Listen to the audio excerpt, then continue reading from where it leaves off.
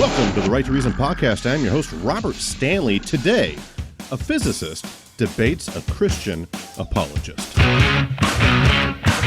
It's the Right to Reason podcast.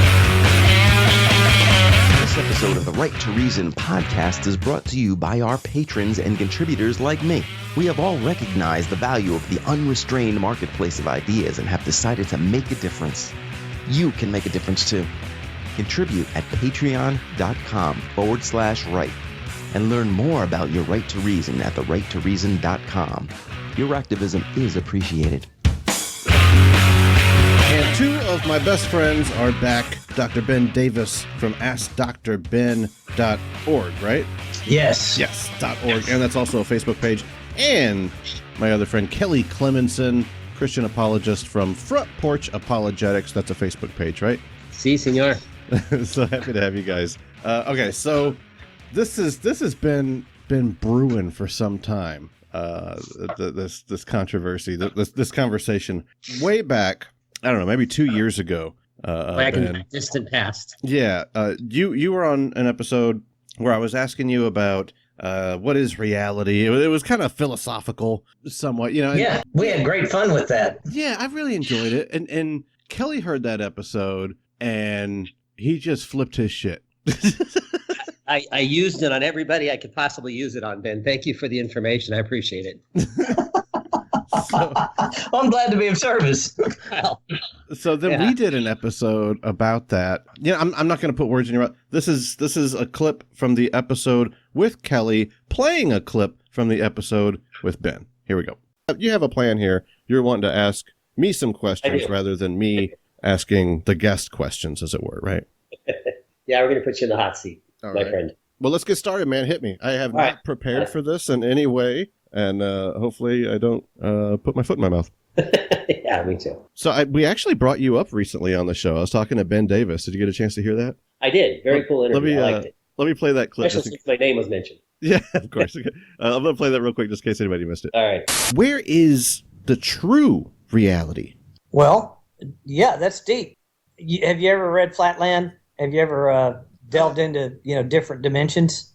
Yeah, well, I haven't read it. No, there's an apologist that comes on pretty regularly named Kelly Clemensen, and he has Mr. Flatland story where he explains that Jesus Christ really died for my sins and that sort of thing through it. But I don't know if that's the same topic that you're talking about. Well, gee, that almost makes me not want to say what I was going to say now because I don't want to be on his side.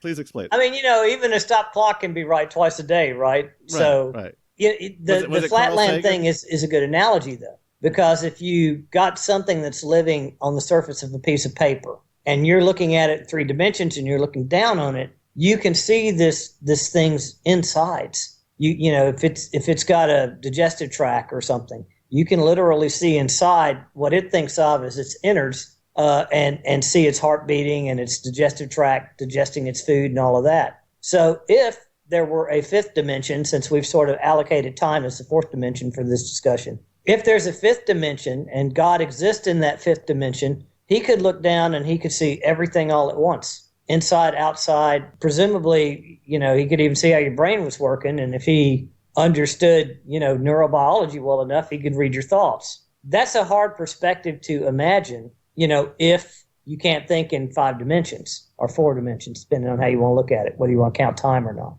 But there are people that play that kind of game and, it's valid. If you were a 5-dimensional creature, you could do the kind of thing you're talking about. So like it was mentioned in Ben's observation. All right, so this is kind of weird. It's like that one scene and what was it? What was that Bruce Lee dragon movie? Enter the Dragon. Enter the Dragon? Yeah, when he goes into that room to fight the Shang Tsung looking dude at the end, and it's like mirrors everywhere. It's like we're playing. And the Funhouse thing that played an episode. It's a little confusing, but basically, to anybody new to this convo, Dr. Ben is an atheist, and I was asking him questions about this because he's an astrophysicist, and they have philosophical ideas as well. I'm sorry, not astrophysicist. He's a nuclear physicist, and they have philosophical ideas as well. And Kelly Clemensen has been coming on this show for how long now? I guess 3 years. Yeah, way back when when you caught something on Facebook of me going on and on, said, I want to bring this guy on and beat him up. Well, that never really happened. It never worked out that easily. But no. So we've got an atheist. Now, then my clock, my watch, it's working now, so I might have the chance of being right more than twice a day. Sick. Well, we'll see. We'll reserve judgment on that one. Kelly's whole point is, hey, look, here's fancy pants, smart guy over here, atheist, that's kind of proven my point for me that God would be totally a rational concept given a fifth dimension. Is that a good summary of your argument, Kelly? Yeah, that's it. I think as far as what the Bible states, I think it describes such a being and actually describes him just the way Ben did. Now, what did you just say that I wanted to keep that phrase in my head, and it went right out because my brain took a trip to the Bahamas. But you said that I gave him a rational basis to believe that such a creature could exist. You said something like that, right, Robert? Yeah, more or less that you're making a rational argument for God in Kelly's opinion. Hold on a second. I think he gave. Let me clarify that and what I consider. Ben was just talking about the possibility. Okay. Yes. I'm not saying that Ben believes that. He's an atheist, so he doesn't. But right. Giving that possibility and stated it was valid. I did. So that absolutely did. I'll own that one. Ben's about ready to go to church and walk up front and have the Lord's Prayer prayed over him. All I'm saying is that he made it as a valid point. Okay. Yeah, I've been there, done that. I don't see that happening again. Yeah, you never know what's going to happen in the future. I tried to tell Robert that one time too, and he got pretty upset with me. You know, I was a Christian for the first 32 years of my life. I'm sorry that changed. Well, I heard pastor at my church is a microbiologist, or still is, and he was an atheist for the first 26 years and went the other way. You know, it's funny. It's one of these things. It's something that's peculiar to me, and it's maybe not interesting to everybody else, but I always ponder it.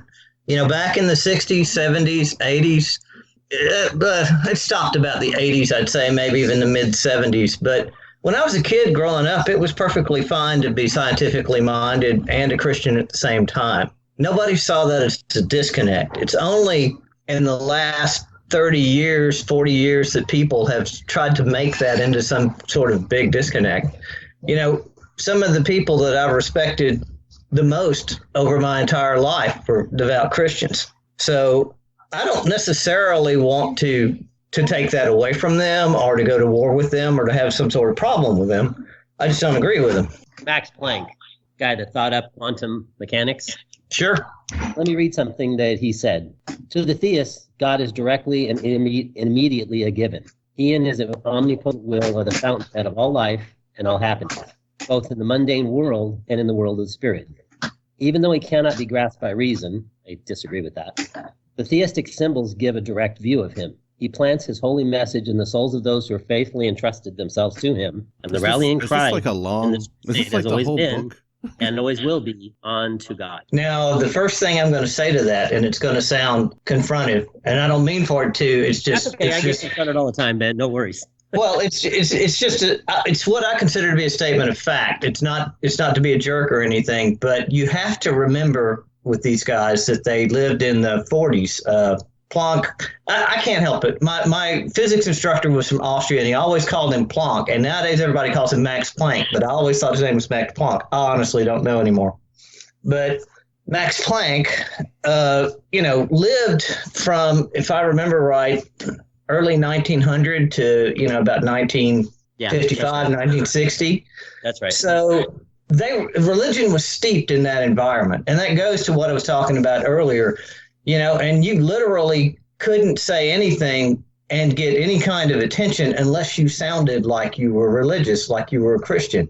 Einstein did it, and he basically admitted it at the end of his life, that he really was sort of an atheist his whole life, but he just knew that he couldn't say that out loud if he wanted to have a job. So these guys were in an environment where that was the lingua franca. They all talk that way. Doesn't mean they necessarily fully bought into it. So Copernicus, he's a wonderful example to bring up. He wrote a whole book about his observations where he found out that the orbits of the planets weren't perfect circles. And he was literally afraid to publish for what would happen to him when the Catholic Church saw it. Well, then he would be 100% on the Catholic Church. Well, again, back to one of the most devout people I ever knew that was my mentor at Notre Dame was Catholic. And, I don't necessarily blame the Catholics for everything. Well, I just think that they didn't have a biblical view of things, because there's nothing in the Bible that says that the earth is the center of the universe. It doesn't say that. Yeah. So I agree with you. They had some strange things, and they wouldn't let people read the books in English. There's all kinds of problems there. So me and you agree there. I would 100% agree. This is a common pattern where the church says, this is what we believe and this is what we think. And then science comes along and says, well, no, that doesn't really fit with what we've observed. And then they go, oh, well, that was our interpretation and the Bible never really said that anyway. And then they all get comfortable with it and we all can be happy again for another decade or two until the next thing comes out. Well, I mean, Planck didn't think that. He was quite explicit in his observation that they go together. Yeah. And so was Aristotle and Plato, for that matter. They felt the same thing. There had to be an uncaused first cause, a prime mover, however you want to term it. They both felt that had to be the case too. And I think by the time Planck came around, the idea that you couldn't be a atheist and a scientist, I think by that time it wasn't a big deal, because that was after Darwin, I can't remember his bulldog, the guy's name, but it started becoming more fashionable to be an atheist by that time. I mean, I agree it's still in the minority. But it goes in cycles. I don't think it was the biggest thing like it was back then. I agree with you. Galileo Galilei, Copernicus, they were threatening their lives for saying anything against the Catholic Church. I think both of them agreed the Bible was true. They just didn't agree with what the Catholics were putting out. Well, and again, that's not a hard thing to do, right? Because the Catholics did add a lot to it that wasn't ever there. Exactly. Me and you agree. Yeah, we do agree on that point. Yeah. I'm just saying that it was a lot more fashionable even back in Planck's day than it is now. So the fact that he said stuff like that, okay, he said it, and I don't doubt that he said it, but I question how much it really means just because he said that. I'm sure he even believed it when he said it. I'm not calling the man a liar, but that was I think he was a product of his environment. Ben, would you say that you would agree with Kelly to say that God is a possibility, at least? Yeah. I've always struggled with that. With it's kind of like the comment, anything's possible, where I look at the it is, and that's the problem, right? My whole thing is I don't see any need for this whole God premise. He doesn't solve any problems. He doesn't make my life any better in any measurable way. And frankly, I have no use for him. And it's just as easily for me to assume that he doesn't exist. Well, it certainly doesn't. It doesn't seem possible that the God of the Bible could exist in my mind, because the description of that God kind of contradicts itself. Very often, yeah. Tell me in what way? Oh dear Lord. Okay, let me read a couple things. These are short. These are not the massive amount that I said before. So let's assume for a second that this God that we're talking about, this one in the fifth dimension, that's the one that the Bible described, which I think that's an easy assumption to make. No, that's a hard assumption to make. But if you want to talk about strictly the biblical God, I'm good with that. Okay. Well, that's the one that I defend. I mean, I talk a lot about the existence of God, and with the atheist, I try not to say the real God because they get nervous. Okay. But let's read something, just a couple things. I'll make it short. Okay. Colossians 1:17 says, he is before all things, and in him all things hold together. You guys known the molecular laminin, the molecule? Trying to talk here. Laminin. Let me just read this real quick. High molecular weight proteins of an extracellular matrix. They are a major component of basal lamina, a protein network foundation for most cells and organs. Laminins are an important biologically active part of the basal lamina, influencing cell differentiation, migration, and most importantly, adhesion. Do you know what the laminin cell looks like? The molecule looks like? I bet it's a cross. It is a cross. Do you find that convincing? Okay, you can say that that's just coincidence, but based on what the Bible just said, holds all things together, that's exactly what laminin does. It holds the cell together. And if you wanted to have God make an image to you that you could take and understand, what better way would it be to that? But other things that I submit to you are examples or indications that God exists. And Robert's heard me say this dozens of times, so I know I'm boring you, Robert. But the DNA communication system, I don't see how that has an origin minus a mind with intent.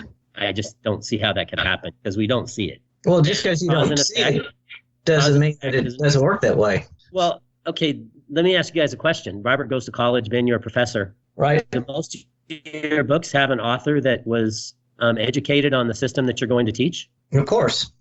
Do you know of a book that has an instruction set in it that didn't have an author? Okay, I'll play along and say no. I don't know of a book that doesn't have an author that has an instruction set in it. Okay, so from there, I think it's probable to assume that DNA, the instructions inherent in DNA, has an author with intent. Well, it's funny. I don't see how you arrive there from the evolutionary idea. I don't see how you arrive there. It's that funny some because set of random accidents or mutations could have possibly caused an instruction booklet as intricately designed as what DNA is. I don't see how that could happen. Here's my deal. I am a nuclear physicist. I am a nuclear astrophysicist. So you weren't wrong in calling me an astrophysicist earlier, Robert. But there's not a lot of gigs for physicists in the world. So I did 20 years as a software developer. That's where I made most of my money. And so I know a little bit about writing code, and I look at DNA as instruction code. And I have to tell you that if it's instruction code and it's a program, which I think even most biologists would agree on, it's not my area, but I don't think most people would struggle with that analogy.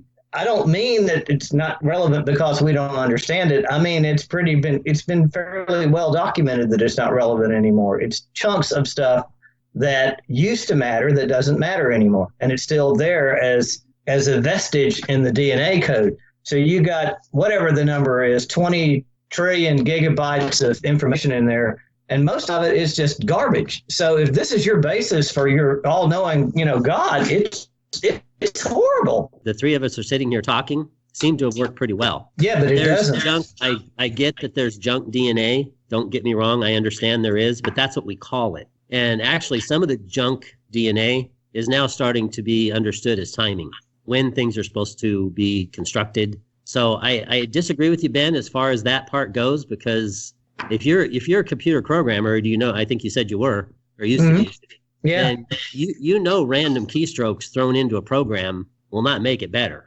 It'll make it no, absolutely not. Yeah. So that's my point with that is the evolutionary idea. I don't know whether you conform to that idea that we came here by a series of accidents, that somehow or another chemicals. I think, if you want to talk about the spark of life, that's one conversation. Mm-hmm. But yeah, once the process started, I think there's a whole lot of trial and error. And I think that's where a whole lot of those dead ends in the DNA come from.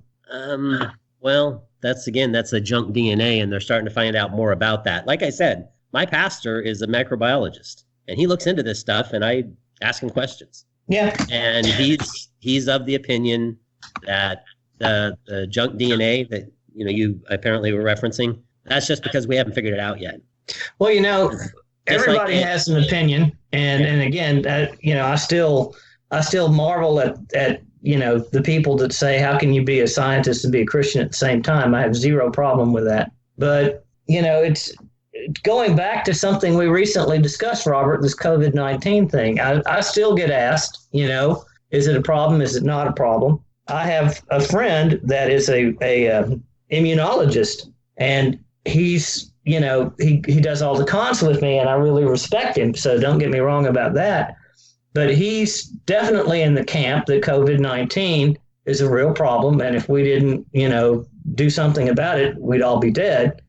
And then I have this other friend that I just went and got my checkup, my doctor. And she says it's all overblown. The office has been empty. They made a big deal out of it over nothing. And she said they were talking about closing down a whole wing of the hospital just to handle the cases. And that wing's been dark and empty this whole time.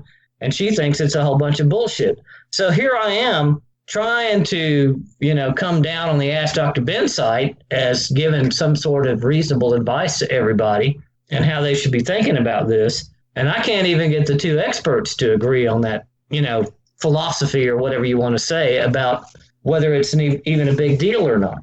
So unfortunately, the world is a fuzzy place, and it's fuzzy even among the experts sometimes. I'll tell you one thing is for sure, though, is all the Christian healers, all the faith healers, all the people that say God answers prayer, they're totally silent right now. And as soon as this COVID-19 thing is over, they're going to come out of the woodwork and say Jesus did it. And that stuff that really pisses me off when that happens. You know what kills me in the same vein, and it's got nothing. It's human. It's the human condition. It's got nothing to do with religion. You remember Y2K? Yeah. Yes. I was a programmer. I was in the middle of it. That's back when my career was in full swing. And everybody was losing their mind over Y2K. Planes were going to fall out of the sky. Your car couldn't start. And I'm like, pardon the language, but how the fuck is my car not going to start? Because it's 2000. It doesn't have a clock and know what time it is. Are you people insane? I remember my dad, just as we're watching the ball drop, December 31st, 1999, and my dad goes into his room and comes out with the family 30-30 Winchester and just leans it up next to the front door and goes back and sits on the couch. And I'm like, okay, so I was going to make a point though. So I had a Windows 95 machine at home, because it's 1999, right? And I deliberately did not put a single update on it. It's like, I want to see what's going to freaking happen, as soon as the ball drops, is my computer going to stop working? So I do it. I do the experiment. I watch the celebrations all over the world from Australia. I watch it march all the way around the world from Australia to Paris, to Britain, to, Iceland or wherever, and then hit South Carolina. And of course, not a thing happens. And the thing that just really killed me, the punchline to the whole joke, is the announcers were sitting there going, well, this all worked and this is all fine because of all the preparation we did. And I'm just screaming at the TV at this point. Right. It's like, no, it's not. I didn't put a single update on my computer and it's still running just fine. We got all bent out of shape over nothing. And now you're rationalizing, all this stuff that we did, all this money we spent, and it didn't do a damn thing. So people will rationalize no matter what you do or no matter what you say. And that's part of the problem is you have to sort of stand above that as a rational thinker, and go, yeah, that's just rationalizing something that's random. But Ben, you gotta have a little empathy for Kelly here, because from his perspective, he hears you completely explain his concept of a deity, a multidimensional, omniscient, at least omniscient to us, being that can, defy space and time and defy the laws of physics. He hears you say that. And then and from the same mouth, he hears you say people are idiots for rationalizing everything. And he's thinking, but you guys are rationalizing your atheists. I mean, you gotta at least kind of see where he's coming from a little. Well, all right. So the first ground rule that I guess we have to set in that philosophy, that discussion, is humans are capable of imagining a lot more than what reality actually gives us. Right. I mean, we've come up with fairies. We've come up with, Dune, for God's sake. It's a whole sci-fi movie about, animals that can fold space and go anywhere they want to. Are you a fan of Dune, Ben? Because I love Dune. I read that book a long time ago. The movie that came out with it a few years ago, I didn't think it was really that great. Hopefully the new ones are going to be better. But I thought it was a great book. I really enjoyed that book. Well, I could see why you would with the religious overtones and all that. I wasn't even a Christian then. I had no. Yes, I enjoyed Dune too. I didn't even know what that meant when I read that book. That was before I came to faith. Yeah, well, that's interesting.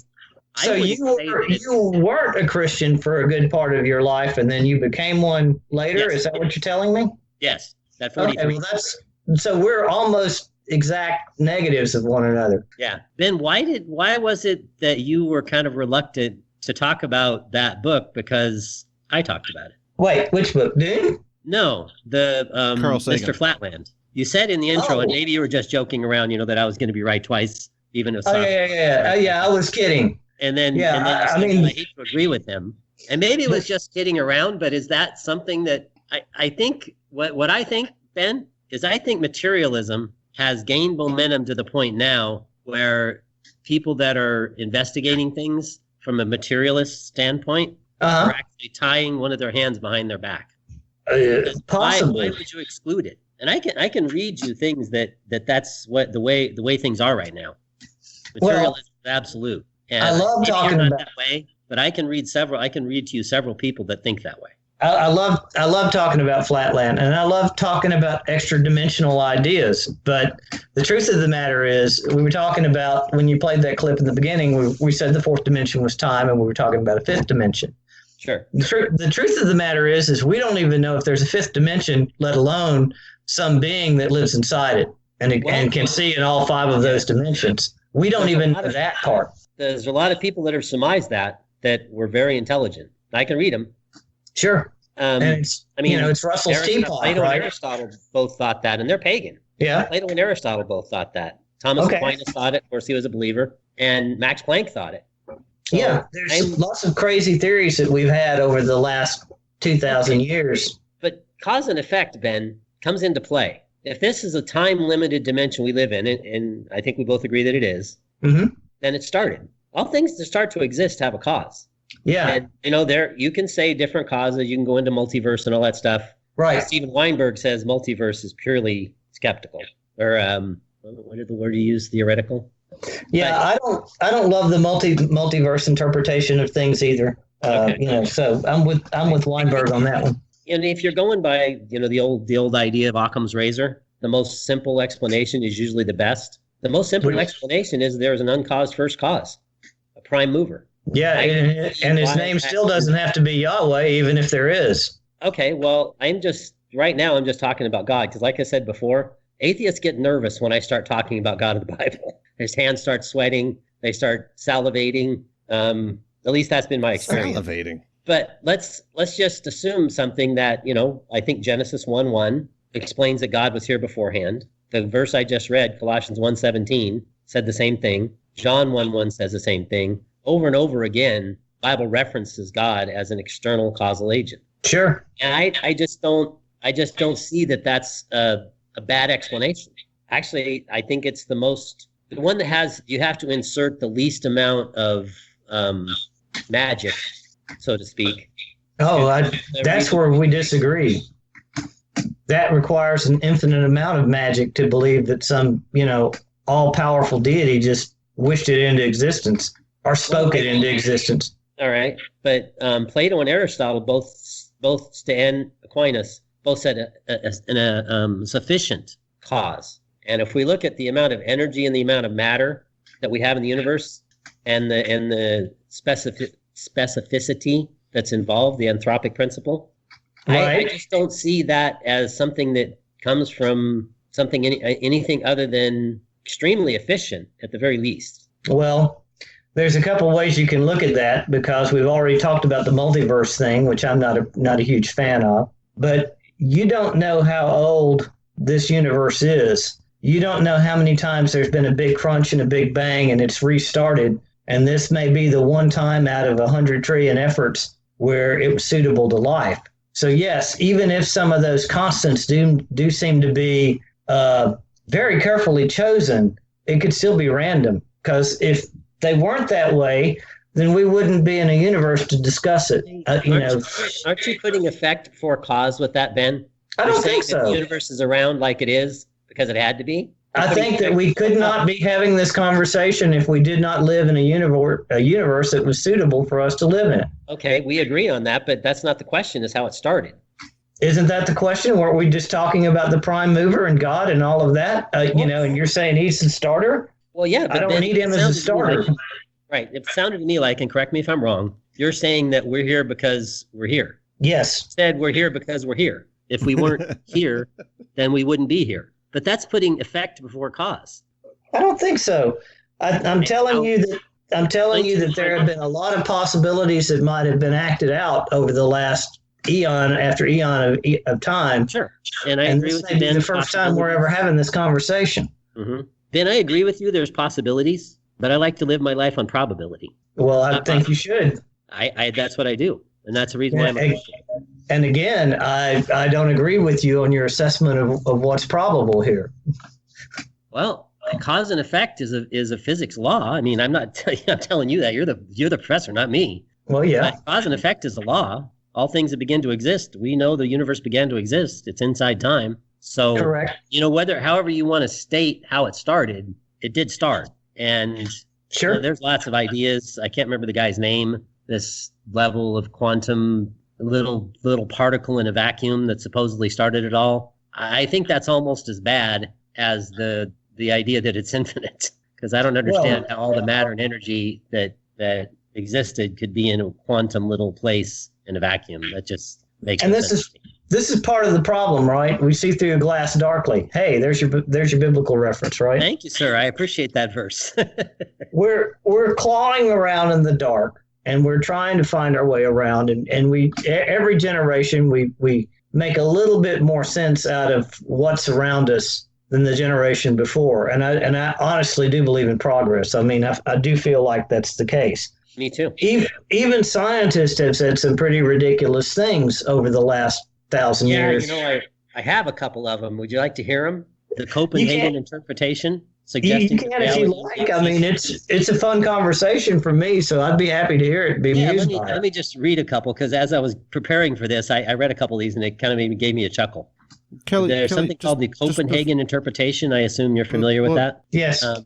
Suggesting that reality only exists when observation is made. Right. I think that's pretty absurd. Or even worse, the bizarre idea of Hugh Everett of many worlds where splits occur to encompass each possible outcome considered or enacted. Parallel universes.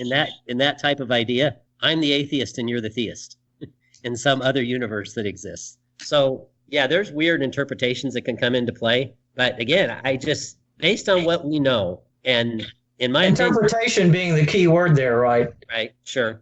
But in my opinion, the further down the road we go, the more obvious God is. See, I think just the opposite. I think as Neil deGrasse Tyson said, that God is an ever receding, being that lives in the packets of our ignorance, and as those packets shrink, he shrinks too. Sam Harris and several other people say the same thing, but interesting that Neil deGrasse Tyson refers to himself agnostic. It's really not. I mean, I know you think it is, and I've known a lot of people that are agnostic, and I have to be careful what I'll say or I'll piss off a whole nother group of people here. But I think a lot of people have declared themselves agnostic because they just don't want to have the kind of arguments that we're having right now. And I don't mean argument as in contentious or anything, just we're going off in these philosophical directions that may or may not ever prove out in any way, because who knows what the prime mover was. It's, and when you figure out where the prime mover was, you can always ask where he came from. So we're deliberately crawling around on the edges that are fuzzy to everybody, and then we're acting like we're doing something when we do it. And the agnostic just wants to avoid that conversation entirely. So they call themselves an agnostic, and that doesn't seem to set people off the same way they do when they call themselves atheists. Well, you also got to think the whole argument that Kelly's making, it's the wording is careful, because he's saying all things that begin to exist. Yeah, begin. Very important. And what that is, Kelly, is I don't think you're intentionally doing this. I think you're choosing those words intentionally so as to leave God out. But I don't think you're intentionally making the logical fallacy of special pleading. However, that is what you are doing, just unintentionally. Because I think you guys are making special pleading by thinking that books can come around without an author. But let me just say this. The reason why I do that is to make sure that everybody understands what I'm saying. Because as you know, Robert, I'm on Facebook a lot. And when you write something that's not complete, and even when you do, you still get accused of the same thing. Right. And the reason why I say that is because in this dimension, time exists. The next dimension, we don't know that because, we're limited by this one, just like Mr. Flatland is. In the next dimension, we're not going to understand how things work there. But I think it has to exist.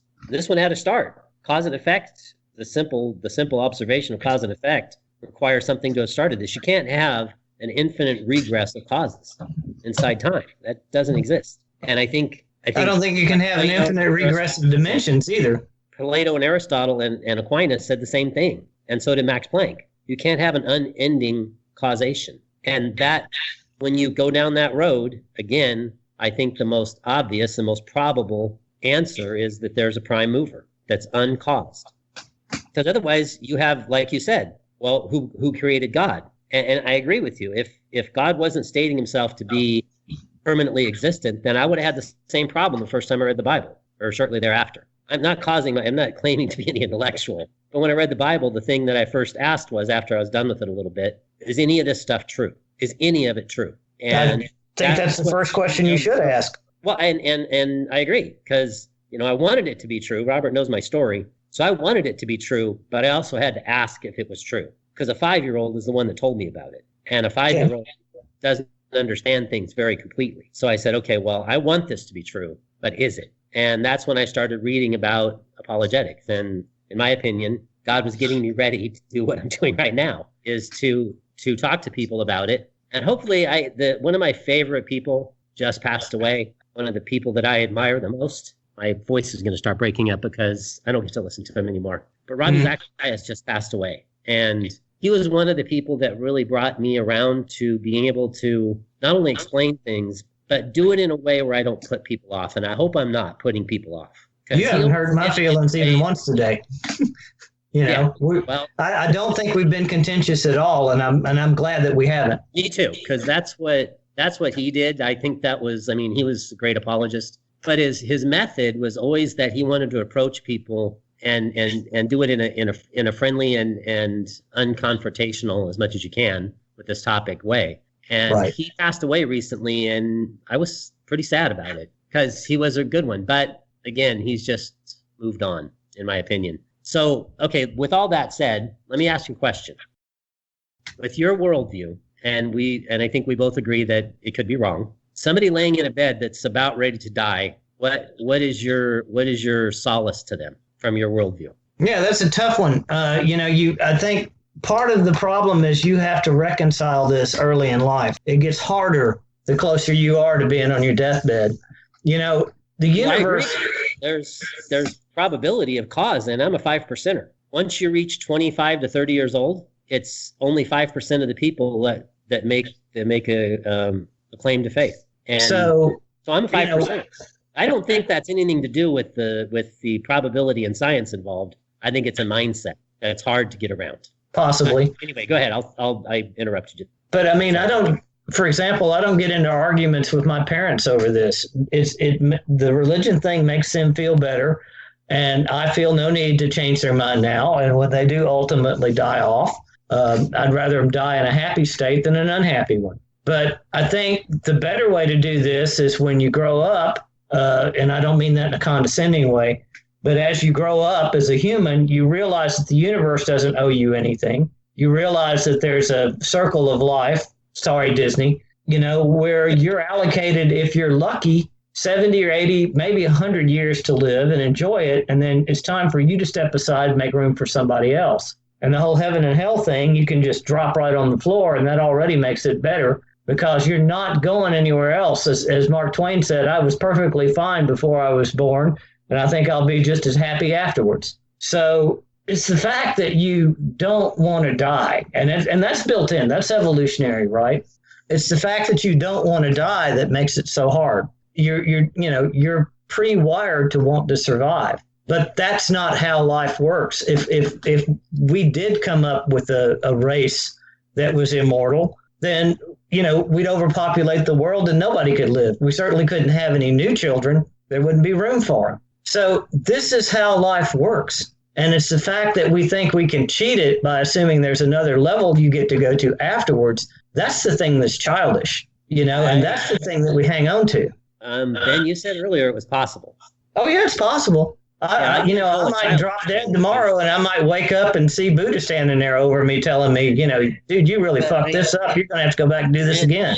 Ben, I think you chose a bad word there saying childish. You said earlier there's a lot of people that are thinkers that think the next dimension exists and therefore heaven and hell. There's a lot of people right now that think. I chose that word deliberately in that case. I think that was a bad choice of word, childish. I chose that word deliberately in that case because, I know that I know that one's inflammatory, but I think that's what we're talking about. I think we're talking about reaching a certain level of maturity where you don't believe the universe owes you anything, and you do realize that everything has an end to it. The universe doesn't owe me anything. Me and you would agree, Ben. That's not what I'm talking about. But so Francis Collins is childish. I don't know who that person is, but sure. He's the director of the Human Genome Project, and he's an evangelical Christian. Well, to be childish about one thing doesn't mean you're childish about everything. Well, I can name off a lot of people that are very educated, Ben, that believe God exists. So Matter of can fact, a poll of scientists only, Pew poll, Sure. showed that 51% of scientists believe God exists. Absolutely. 41% don't. Yeah, I don't doubt that for a minute. We talked about that earlier. So I think that childish was probably a bad word to use. Just an observation. Yeah, okay, but I'm sticking to my guns on that one. I think it is a very, as a matter of fact, I'm having a hard time even finding another word for it. I think it's a very naive point of view to think that if you do good things here and, you're going to go somewhere else, you're going to get to do good things somewhere else. Well, me and you would agree 100% on that, because that's not what Christianity teaches. The hell you say? Christianity doesn't teach that you're going someplace else because you do good things. Oh, well, okay. So we're talking about the forgiven thing, and that's fine. But that's even worse, actually. That you say a few magic words and suddenly you're absolved of everything, and then you get to go to the good place. No, because somebody came and paid for your sins. We're getting into theology now, and I'd be happy to go down that road. Right. I've it's been refreshing not to go down that road. But what a load of crap that is. Well, you're going down that road now, Ben. Yeah, I know. You opened the door, right? Actually, you did. You said that people if they do good things, are going to heaven. Right. Okay. But I'm not saying people contradictory, Ben. I'm just the original question was, what do you say to somebody that's on their deathbed? And me and you both have different ideas about that. So I can talk to them about the answer to that question is you don't say anything to them. They've already rationalized whatever they're going to rationalize. They've already lived their lives. They've already believed what they're going to believe. And you let them check out in whatever way makes them happy. There's no point in trying to change their opinion at that point.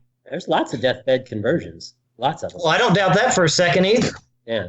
And I'm told one of the worst, Pascal, had some sort of deathbed conversion. I've never followed up on that, checked it out myself. But actually, Blaise Pascal was a believer, and he did have a conversion, but it wasn't a deathbed. He was a believer. Interesting story. Just we're probably getting close to wrapping this up, but interesting story about Newton. He had this friend that he was talking to about, and he was an atheist, and he was talking to him about God and, the ordered world type thing. So he decided he would do something that he thought maybe his friend would consider. So he had an exact model made of what they had. It's not that exact, so he didn't have the dimensions right, but a model of the solar system. And he put it in his front room. And he invited the guy over. He said, come on over, we'll have lunch together and talk about God. So the guy came in, knocked on the door, and Newton said, come on in. So he set the solar system up in his front room so the guy would see it.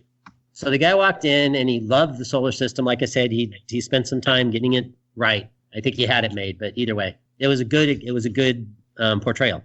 So the guy, when Newton came down, the guy asked him, he said, well, where'd you get this? I want to get one. He said, I didn't get it. So, well, it's here. And he said, yeah, it just appeared. And the guy said, come on, I want to buy one of these. So where did you get it done? Or did you do this yourself? He said, no, I'm surprised. It just appeared. So that was his way of trying to get across to this gentleman that design is a better explanation for what we see than is some spontaneous generation. And I think I submit to you that when an atheist is brought down to the basics, spontaneous generation is what you believe. It came here by accident. It just appeared. When an atheist is brought down to the basics on something like this, at least this atheist, I can't speak for all of them, I say I don't know. There's nothing wrong with saying you don't know. I don't have to fill that gap with something just because I don't know how that started off. I don't know how it kicked off. But what if the gap points towards something? Oh, well, so do you believe the gap actually points towards something? And you think it points towards God? I'll say God, because I'm a theistic Christian. That's what I call myself. I don't call myself religious, because what I do say is you guys have co-opted that term and made it into something that it's not. But that's the reason why I changed myself to a theist. I'm a theistic Christian. Okay. And I think the best answer for what we see, I say the only, but let's find it to say the best. The best answer for what we see is God. And from there, when you evaluate it, the Bible describes the only God that's outside our time domain. It's the only one. None of the rest of them do that. See, I think that Earth rests on the back of turtles. God's inside the universe, which, if you consider that scientifically, that's silly. Nothing can be the cause of its own existence. So, but the Bible doesn't describe that. The Bible describes God as an extra dimensional being that is eternally existent. And I'm trying to understand you here. Yeah, but some of those things, the Earth resting on the backs of turtles and that kind of stuff, they only sound equally, ridiculous as the whole God thing. They all are arguments out of ignorance. You don't really know anything. Well, I don't know. Isaiah 40:22 says God rests the earth on nothing. And when you look at it, that's from space, like we've done. That's exactly what it appears. It rests on nothing. I think he said great. hangings. So, 20 million words or whatever, and he got one thing right. That doesn't necessarily mean the whole thing's right. He's described the hydrologic cycle. He's described several other things. I can go through them. I know I'll bore you with it, but the Bible describes several things, including the expanding universe, long before we ever knew it. And what we can do for sure, because we know when science finally came to the same conclusion that Genesis did, that we know it had a beginning. Aristotle, Plato, and everybody else up until the 1930s thought the universe was static state. That's what Fred Hoyle thought. That's what Einstein thought. And they both admitted that was the biggest mistake they ever made. Yeah, well, they had no reason to think anything else. Then the Bible had it right the whole time, in the beginning. And actually, Hawking and Stephen Hawking and Penrose came to the conclusion in 1970 that time, space, matter, and energy all had a start. Sound familiar? Yeah, absolutely. In the beginning time, God created the heavens, space, made the earth matter, and a little while later he said, let there be light, energy. Said the same thing just 1,500 years earlier. And so again, it's got to be built on something, though.